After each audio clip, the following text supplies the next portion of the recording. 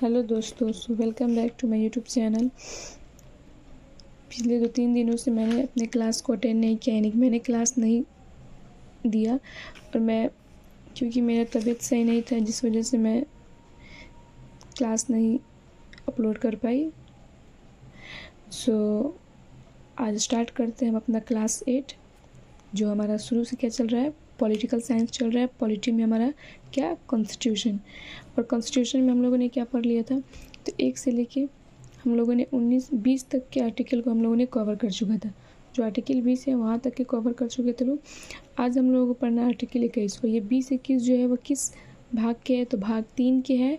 और भाग 3 में कहाँ से कहाँ तक है, तो 12 से लेकर 35 तक आर्टिकल है। और भाग 3 का नाम क्या है, फंडामेंटल राइट, यानी मूल अधिकार, जो कहाँ से लिया गया, अमेरिका से लिया गया है। दैट्स इट, इतना तो क्लियर है हम लोगों का। और ये जो मूल अधिकार होता है, क्या होता है, एक मैग्ना कार्टा की तरह होता है, जो हमें जन्म से ही ये अधिकार हमें मिल जाता है। तो आर्टिकल 21 तक हम लोगों ने कंप्लीट कर चुका था। जल्दी से एक क्विक रिवीजन करेंगे लोग 1 से लेकर 21 तक का। इससे क्या होगा, हमारे माइंड में वो मेमोराइज हो जाएगा। एंड देन उसके बाद ही हम लोग क्या करेंगे लोग, तो आर्टिकल 21, 22, 23 वगैरह जो पढ़ना है उसे हम लोग पढ़ेंगे लोग। Okay, so let's start revision.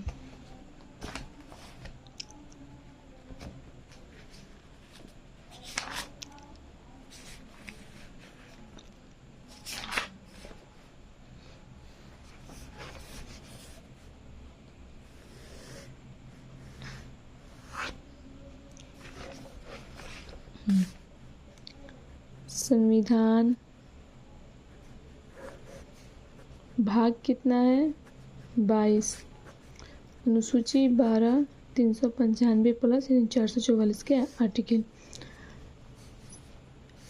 1 से लेके हम लोगों ने 20 तक के अनुच्छेद को कंप्लीट कर लिया, जिसमें से 1 से हमारा 4 भाग 1 में आएगा, 5 से 11 भाग 2 में आएगा, 12 से 35 हमारा भाग 3 में आ जाएगा। क्लियर। भाग 1 जो है ये संघ और राज्य क्षेत्र के बारे में बताता है। भाग 2 में क्या बताया गया, तो नागरिकता के बारे में बताया गया है। एंड भाग 3 में अधिकार यानी मूल अधिकार के बारे में बताया गया है। तो अभी हम लोग किस स्टेज में है लोग, तो ये भाग 3 मूल अधिकार में हम लोग हैं लोग। तो जल्दी से हम आर्टिकल स्टार्ट करते हैं। पेन कहाँ गया।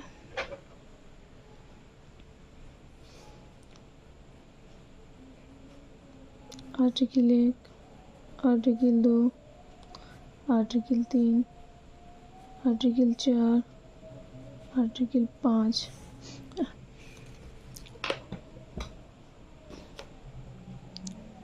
आर्टिकल 1, आर्टिकल 1 क्या है, भारत राज्यों का संघ है।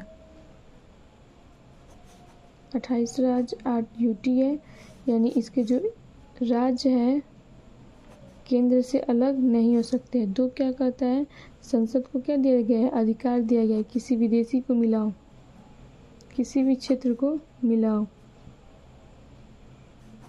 3 क्या कहता है, अब जो मिल गया है, जो क्षेत्र भारत में मिल चुका है, ये भारत का हो चुका है, उसमें परिवर्तन करो, क्षेत्र में या सीमा या नाम।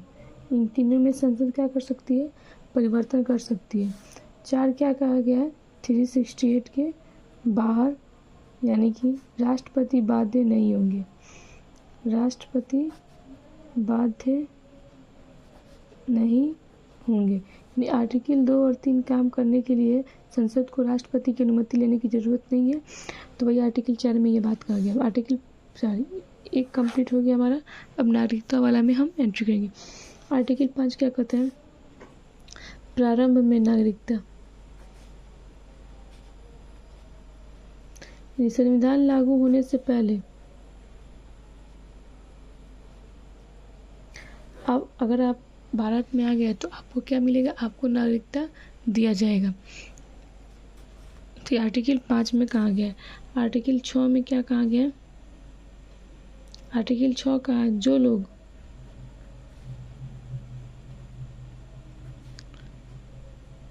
इंडिया से पाकिस्तान गए हैं, भारत से पाकिस्तान गया और वो पाकिस्तान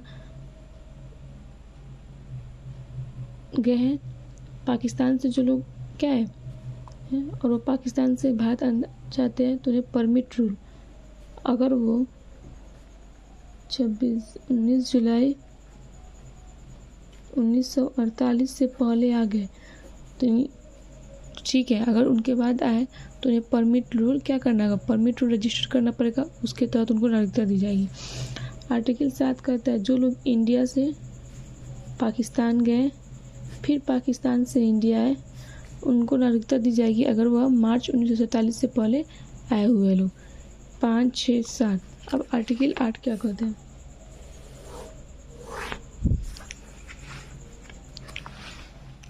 आर्टिकल 8 ये कहता है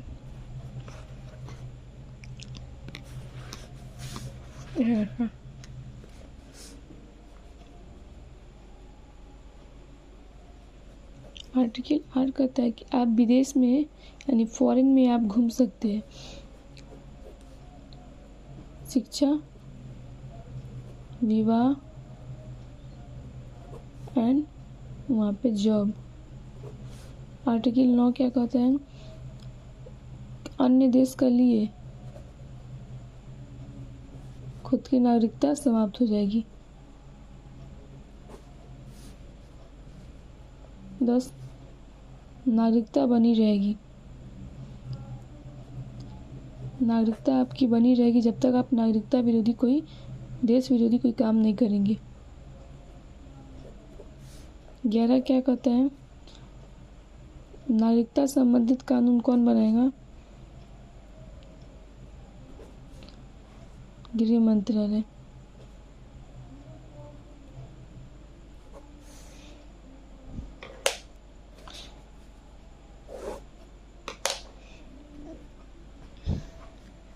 इसी में क्या ये जो आर्टिकल जो भाग 2 में आया था तो हमारा क्या आया था तो उस टाइम के टेम्प्रोरी भारत और पाकिस्तान का विभाजन हुआ था तो वहाँ के लोगों का आना जाना आवागमन लगा हुआ था जिस कारण समझ में नहीं आया था, तो इसी वजह से ये टेम्प्रोरी क्या थे, अनुच्छेद थे। और इसी नागरिकता के लिए एक क्या अधिनियम लाया गया, भारत नागरिकता अधिनियम 1955 में लाया गया और 5 आधार पर क्या किया गया कि 5 आधार पर आपको नागरिकता मिल सकती है। 1955 में लाया गया भारत नागरिकता अधिनियम। पहला जन्म, दूसरा वंश, तीसरा देशीकरण, उसके बाद पंजीकरण, अर्जित भूमि। भारत किसी क्षेत्र को क्या कर लिया, मिला लिया। देशीकरण 10 साल, भारत में न वंश, जन्म भारत में हुआ हो, माता या पिता में से एक भारतीय हो। पंजीकरण 7 साल भारत में रहा हो, 10 साल भारत में रहा हो। देशीकरण 10 साल भारत में रहा हो, 7 साल भारत में रहा हो, प्लस वो क्या जानता हो तो वो कोई ना कोई भाषा उसको ज्ञात हो। आते आर्टिकल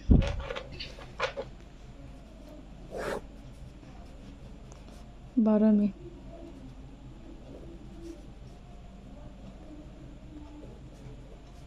आर्टिकल 12 क्या कहता है? राज्य की परिभाषा देता है। तेरा अल्पीकरण, अगर कोई संसद कोई कानून बनाती है जो हमारे पहले के मूल अधिकार का हनन करती है तो जो नया जो बनेगा वो कानून वो क्या हो जाएगा, बर्खास्त कर दिया जाएगा, ख़त्म कर दिया जाएगा। समानता का अधिकार, विधि के समक्ष समानता,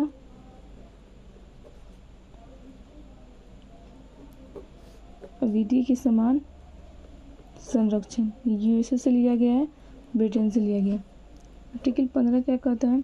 आर्टिकल 15 हमारा कहता है जाति, धर्म, लिंग, जन्म स्थान इन सब के आधार पर भेदभाव नहीं किया जाएगा। लेकिन कोई पॉजिटिव डिस्क्रिमिनेशन हो सकता है, यानी कि किसी जॉब में या कुछ अवसर में किसी शेड्यूल ट्राइब्स और शेड्यूल कास्ट को क्या होता है, और जो अल्पसंख्यक है उनको कुछ छूट मिल सकती है, यानी कि उन्हें कुछ आरक्षण रिजर्वेशन दिया जाएगा। तो वो भेदभाव नहीं होगा, वो भेदभाव होगा लेकिन एक पॉजिटिव डिस्क्रिमिनेशन में होगा, यानी कि वे लोग समाज में ऊपर उभर कर सामने आए। That's it. आर्टिकल 16 क्या कहते हैं? लोक नियोजन। सरकारी दफ्तरों में, सरकारी जॉब में सबको क्या मिलेगी? समानता मिलेगी। और इसी में जो रिजर्वेशन का बात इसी में कहा गया है कि कुछ जो ईबीसी ओबीसी है उन्हें रिजर्वेशन मिलेगा ताकि वे उभर कर आगे आ सकें। 17 क्या कहता है? अनटचेबिलिटी, अस्पृश्यता का अंत। अस्पृश्यता का अंत। आर्टिकल 18 क्या कहता है? उपाधियों का अंत। ये 14 से 18 हमारे किस में आएगा? समता या समानता का अधिकार में। 19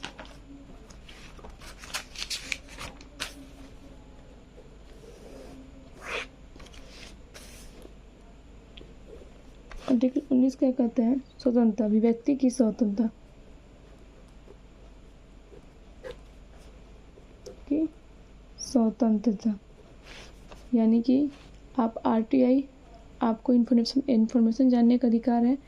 प्रेस की स्वतंत्रता, मीडिया आपसे सवाल पूछ सकती है। और प्रेस के बाद पुतला जलाने की आवश्यकता, पुतला जलाने की स्वतंत्रता मिला है आपको। आप मौन बैठकर धरना पे बैठ सकते हैं। ये सब स्वतंत्रता आपको आर्टिकल 19 के तहत दिया गया है। उसके बाद 19 में बहुत तरह की स्वतंत्रता है। 19 में लगभग 6 प्रकार की स्वतंत्रता दिया गया है। पहला, सभा करने की स्वतंत्रता, संगठन बनाने की स्वतंत्रता। उसके बाद सभा संगठन बना लिए, उसके बाद किसी भारत के किसी भी राज्य में घूमने की स्वतंत्रता, फिर वहाँ पे बसने की स्वतंत्रता, फिर बसने की स्वतंत्रता के बाद वहाँ पे अपना जीविका चलाने की स्वतंत्रता, यानी व्यवसाय करने की स्वतंत्रता। 2, 4, 5 तरह की स्वतंत्रता। और एक स्वतंत्रता हम यहाँ से हटा दिया गया, इसको वैधानिक स्वतंत्रता बना दिया, वैधानिक अधिकार बना दिया गया। संपत्ति का, पहले संपत्ति की स्वतंत्रता था कि आप जितना संपत्ति चाहते रख सकते हैं, उसे हटाकर संपत्ति का अधिकार कर दिया गया है। 44वां संविधान संशोधन 14 constitution amendment act Morarji Desai के समय में हुआ था। ठीक। आर्टिकल 20 क्या कहता है? आर्टिकल 20 कहता है आप जो है ना, आपको कुछ प्रकार के छूट दिए गए, किसमें? सज़ा के दौरान। तो 3 तरह की आपको क्या मिलेगी? स्वतंत्रता दिया गया है। यहाँ पे 3 तरह की स्वतंत्रता। ये स्वतंत्रता किस डायमेंशन में? तो जब व्यक्ति गिरफ्तार होता है या वो अपराधी करता है तो उन्हें से 3 प्रकार की स्वतंत्रता मिलती है। ये स्वतंत्रता तो हमारा जो जेन्युइन जो डेली लाइफ में होता है फॉर्मल है, फॉर्मल दोनों में आ जाएगा। 3 प्रकार की स्वतंत्रता। एक है हमारा एक्स पोस्ट फैक्ट लॉ, दूसरा है डबल जेपार्टी, तीसरा है सेल्फ इंक्रिमिनेशन।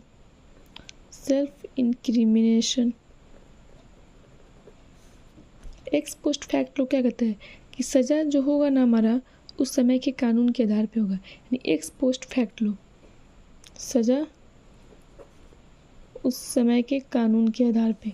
डबल, एक गलती की एक सज़ा। X post fact self incrimination, अपने खिलाफ हम गवाही नहीं दे सकते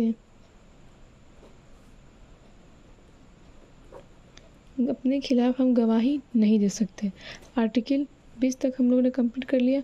आज का हमारा टॉपिक है आर्टिकल 21। तो आर्टिकल 21 को हम लोग पढ़ेंगे लोग।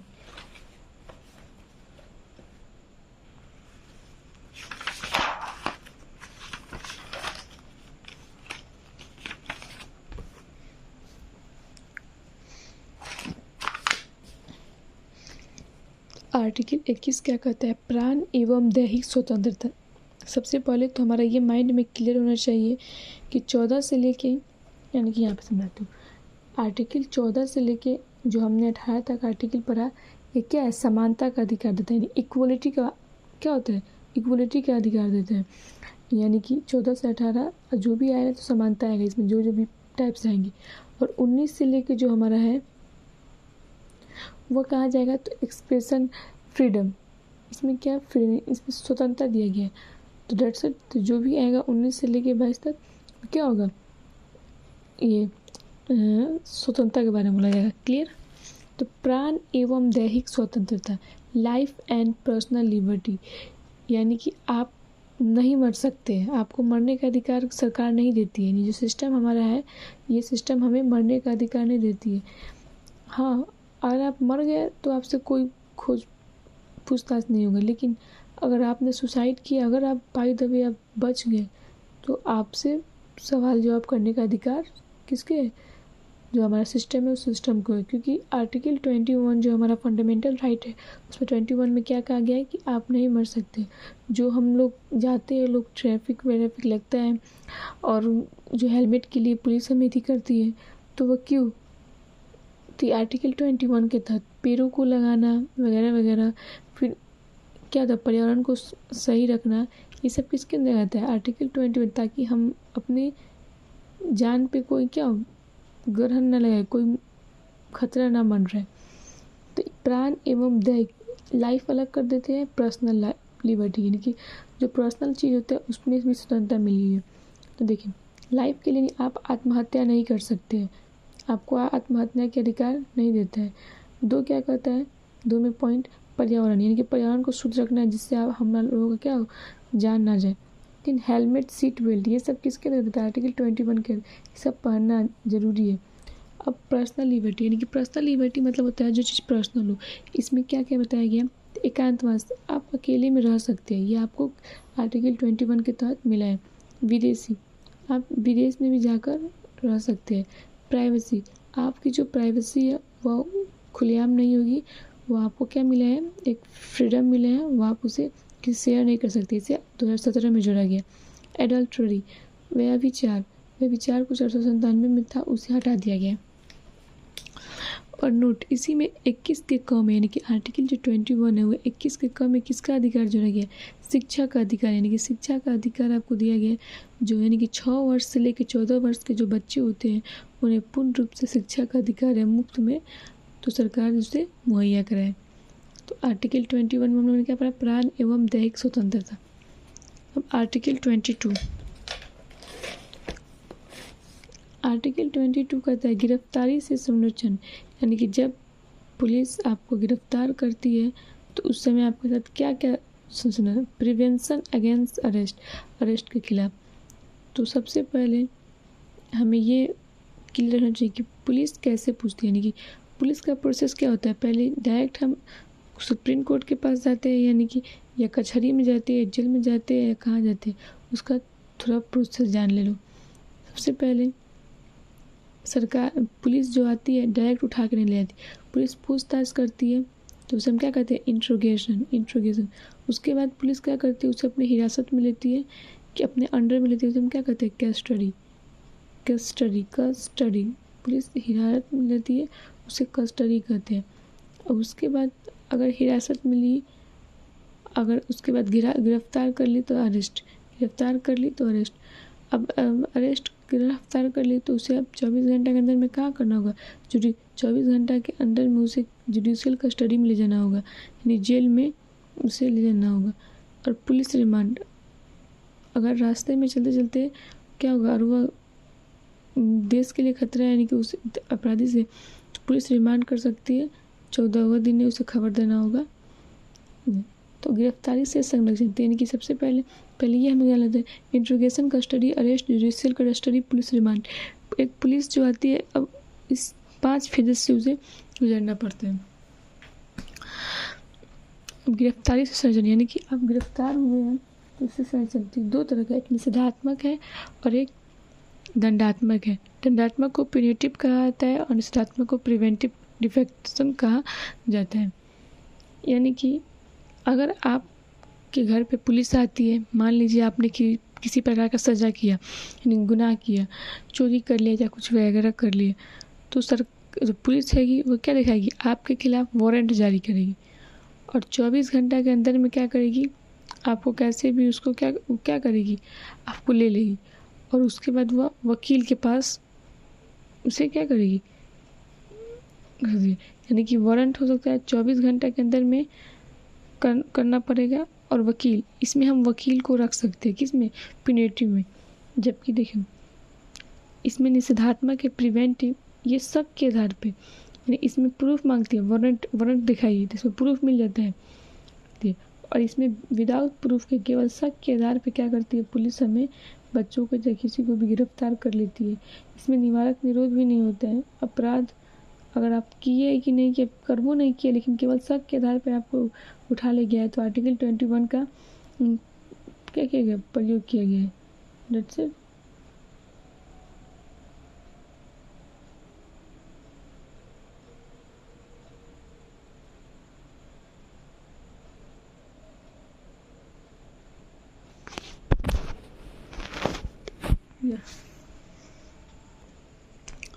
तो निषेधात्मक जो प्रिवेंटिव डिफेक्शन है, इसमें केवल आपको शक के आधार पर क्या करेगी, सरकार के द्वारा मिलेगा तो पुलिस आपको गिरफ्तार कर लेगी।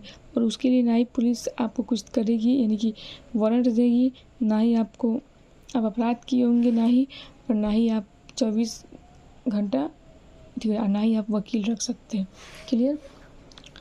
अब इसी के तहत यानी कि जो पुलिस आती है तो इसमें कौन कौन से फोर्स आते हैं, अफस्पा टाडा, ये आतंकवादियों के लिए था, अफस्पा टाडा था, अब इसे समाप्त कर दिया गया। पोटा, मीसा, एनएसए, ऑफा, ये सब लाया गया ताकि इसके खिलाफ चलाया जा सके। ये सब क्या है, एक आर्म फोर्सेस है जो अलग अलग जो भी सक्रिय क्षेत्र है वहाँ पे रखा जाता है।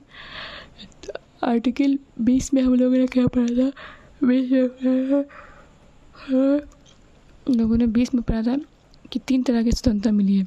एक पोस्ट फैक्ट लॉ, यानी सज़ा अपराध के समय का होना चाहिए। दूसरा डबल जेपार्डी, एक गलती के लिए एक सज़ा। तीसरा सेल्फ इंक्रिमिनेशन, अपने खिलाफ हम गवाही नहीं दे सकते। आर्टिकल 21 में प्राण एवं दैहिक स्वतंत्रता, life and liberty, personal liberty, यानी कि लाइफ, आपकी लाइफ इतनी सस्ती नहीं है कि आप उसे कैसे भी आत्महत्या कर सकते हैं, उससे आप आत्महत्या नहीं कर सकते हैं। प्लस पर्यावरण को सुरक्षित रखना ज़रूरी है ताकि हमारा हेल्थ सही रह सके। हेलमेट, सीट बेल्ट पहनने का थी जो मिलता है वो कहाँ से, आर्टिकल 21 के तहत ही मिलता है।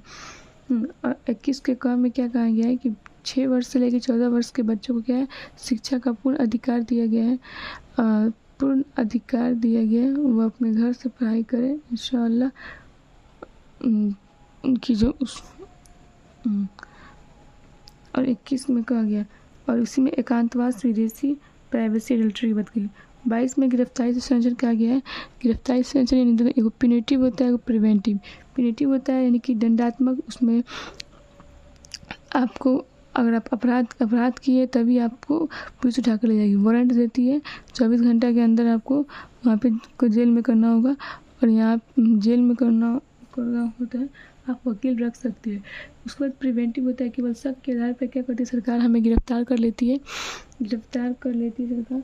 और ना ही उसे हम लोग क्या करते हैं, निवारक निरोध करते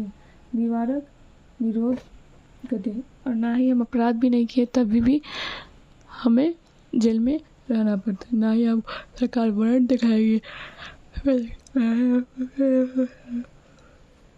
डेट्स इट।